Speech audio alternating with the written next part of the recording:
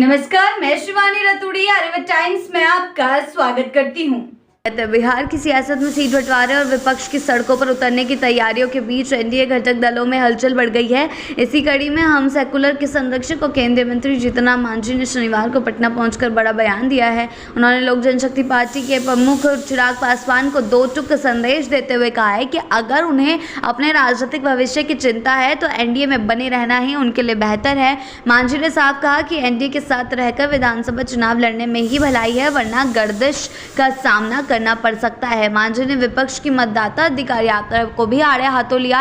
उन्होंने कहा कि रविवार से राहुल गांधी और तेजस्वी यादव सड़क पर उतरेंगे, लेकिन इससे कोई बड़ा परिणाम निकलने वाला नहीं है। पत्थर पर सिर पटकने से सिर्फ सिर फटेगा, लेकिन कुछ हासिल नहीं होगा। मांझी ने मतदाता सूची पुनरीक्षण का जोरदार समर्थन करते हुए कहा है कि जैसे तालाब का पानी लंबे समय तक रहने पर गंदा हो जाता है, वैसे ही वोटर लिस्ट में भी गड़बड़ियां जमा हो जाती हैं। जैसे कि कई लोग बाहर पलायन कर जाते हैं या गुजर जाते हैं, लेकिन उनके नाम लिस्ट में बने रहते हैं। ऐसे में सुधार और पुनरीक्षण बेहद जरूरी है। उन्होंने ये भी कहा कि इस पुनरीक्षण से वही लोग परेशान हैं जो गलत नामों का फायदा उठाकर राजनीति करना चाहते हैं। मांझी ने प्रधानमंत्री मोदी के इस बयान को भी समर्थन किया, जिसमें कहा गया था कि घुसपैठियों को नहीं रहने देंगे। उन्होंने स्पष्ट शब्दों में कहा कि जो लोग हमारे बच्चों का हक छीनने की कोशिश करेंगे, उन्हें देश में जगह नहीं मिलेगी। साथ ही तुष्टीकरण की राजनीति पर भी हमला बोलते हुए कहा कि अब ये तरीका चलने वाला नहीं है।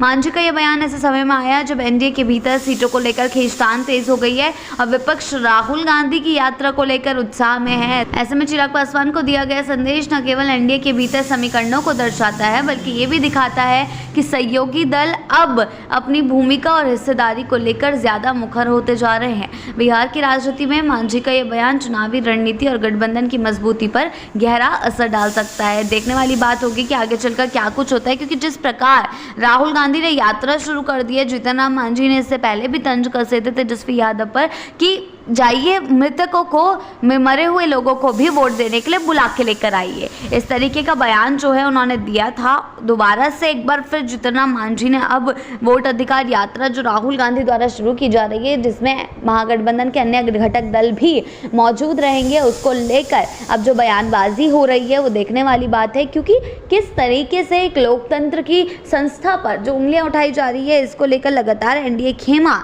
विपक्ष पर हमलावर है और एक ही बार बयानबाजी कर रहा है कि कैसे घुसपैठियों के वोट के लिए ये तेजस्वी यादव, राहुल गांधी जैसे नेता सड़कों पर उतर आए हैं और लोकतंत्र की संस्था पर उंगलियां उठा रहे हैं। लेकिन देखने वाली बात होगी कि आखिर ये यात्रा किस मोड़ जाती है, कहां तक पहुंचती है, क्योंकि जिस प्रकार से चल रहा है, जिस प्रकार से आज से ये यात्रा शुरू होने जा रही है, उसने बिहार की सियासत में एक नया मोड़ ले लिया है। आगे के ऐसी ही अपडेट्स के लिए जुड़े रहें आर्यभट्ट टाइम्स के साथ ही चैनल को सब्सक्राइब करना ना भूलें और हमारी फेसबुक और वेबसाइट के साथ भी जरूर जुड़ें।